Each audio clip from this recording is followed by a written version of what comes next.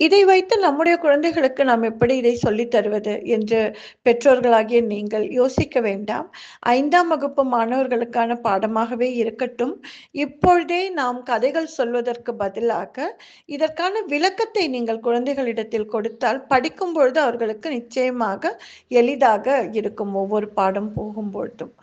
இப்பொழுது இந்த பாடல் வரிகளின் விளக்கத்தை நாம் எவ்வாறு நம் குழந்தைகளுக்கு சொல்லிக் கொடுக்கலாம் என்று கேட்டால் அதற்கான பதிலையும் காண்போம்.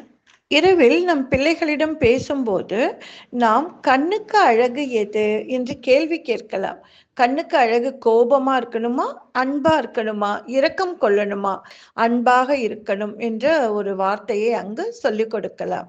அதே போல காலுக்கு அழகு எது என்று சொல்லும் பொழுது பிறரிடம் சென்று கை நீட்டி எதுவும் வாங்கக்கூடாது என்ற ஒரு பொருளை அந்த குழந்தைகளுக்கு நீங்கள் சொல்லிக் கொடுக்கலாம்.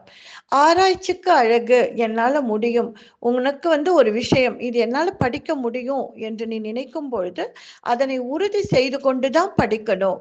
என்னால் இந்த காரியத்தை நிகழ்த்த முடியும் என்று நினைக்கும் பொழுது அதை கண்டிப்பாக முடியும் என்ற உறுதி, தன்னம்பிக்கை உனக்கு வேண்டும் என்ற ஒரு கருத்தை அந்த குழந்தைகளுக்கு நீங்கள் சொல்லிக் கொடுக்கலாம். அதே போல பாடலுக்கு அழகு அதனை கேட்போர் ரொம்ப அருமையா இருக்கு என்று சொல்லணும். அந்த இசையை குழந்தைகளுக்கு நீங்கள் கற்றுவிக்கலாம். அரசனுக்கு அழகு தன்னோட நாட்டு மக்களை வருத்த மாட்டான். ஒரு ராஜான்னா எப்படி இருக்கணும், அதே போல குடும்ப தலைவன் நான் எப்படி இருக்கேன், அதே போல குழந்தையாகிய நீ உன்னுடைய கடமையில நீ எப்படி இருக்க வேண்டும்.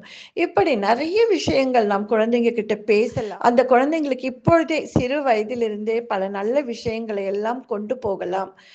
நிச்சயமாக உங்கள் குழந்தை எதிர்காலத்துல ஒரு மிகப்பெரிய ஒரு சிறந்த ஒரு குடிமகனாக வரவேண்டிய குழந்தையாக வருவான் என்ற ஒரு நம்பிக்கையோடு நாளைய நிகழ்ச்சியில் பார்க்கலாம்.